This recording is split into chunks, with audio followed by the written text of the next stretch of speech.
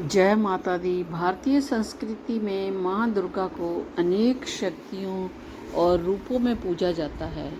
नवरात्रि के पर्व पर माता दुर्गा के 9 रूपों की विशेष पूजा की जाती है, जिसे माँ कूष्मांडा का नाम चौथे स्थान पर आता है। माँ कूष्मांडा का नाम कुशम और आंडा के मिलने से बना है, जिसका अर्थ है सृष्टि की रचना करने वाली। यह कथा हमें सिखाती है कि किस प्रकार माँ ने ब्रह्मांड की रचना की और जीवों को जीवन प्रदान किया। इस लेख में हम माँ कूष्मांडा की पवित्र कथा, उनके स्वरूप, शक्ति और भक्ति और उनके आशीर्वाद के महत्व को विस्तार से समझेंगे। माँ कूष्मांडा का स्वरूप अद्भुत और दिव्य है।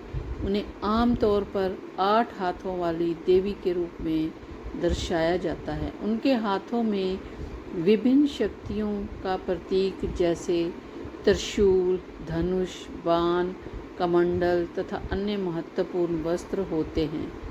उनका मुखमंडल हमेशा मुस्कुराता हुआ होता है, जो भक्तों के लिए सुख और शांति का प्रतीक है। कहानी इस प्रकार शुरू होती है कि जब इस सृष्टि का कोई अस्तित्व नहीं था, केवल अंधकार और शून्य था, उस समय माँ कूष्मांडा ने अपनी इच्छा शक्ति से सृष्टि की रचना की। उन्होंने अपने हंस के साथ ध्यान किया और अपने दिव्य तेज से सृष्टि का निर्माण किया। माँ कूष्मांडा ने अपने तेज से सूर्य को प्रकट किया, जिससे प्रकाश और जीवन की शुरुआत हुई। सूर्य ने पूरे ब्रह्मांड में ऊर्जा और गर्मी प्रदान की।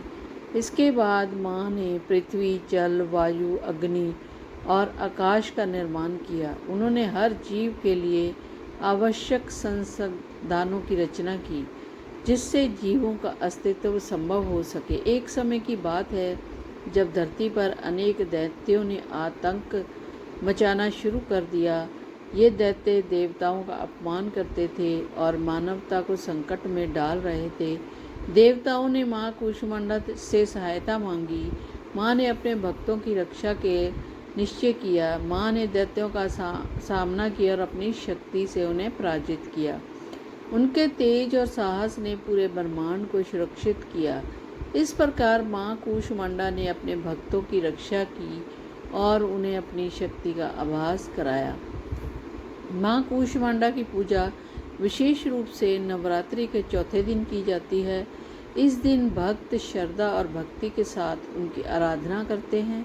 माँ की पूजा के लिए विशेष सामग्री जैसे फूल, फल, मिष्ठान और दुर्वा घास का प्रयोग किया जाता है। पूजा में विधि कैसे करनी चाहिए? स्नान और स्वच्छता। पूजा से पहले स्नान करना आवश्यक है। मंदिर या पूजा स्थल की तैयारी के लिए उस स्थान को स्वच्छ करना चाहिए और वहाँ देवी की तस्वीर या प्रतिमा स्थापित करनी चाहिए। दीप जलाना माँ के स्वागत के लिए ज़रूरी है। दीप जरूर जलाएं। फूल और फल चढ़ाना, माँ को ताज़े फल और फूल चढ़ाएं। माँ की महिमा का गुणगान करने के लिए भजन गाएं, आरती करें अंत में और उन्हें धन्यवाद करें माँ का कूष्मांडा का।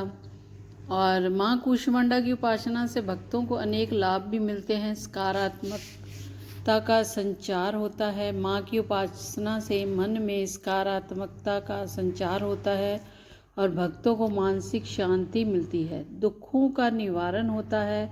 भक्त जब सच्चे मन से माँ कूष्मांडा की पूजा करते हैं तो उनके दुखों और कष्टों का निवारण होता है।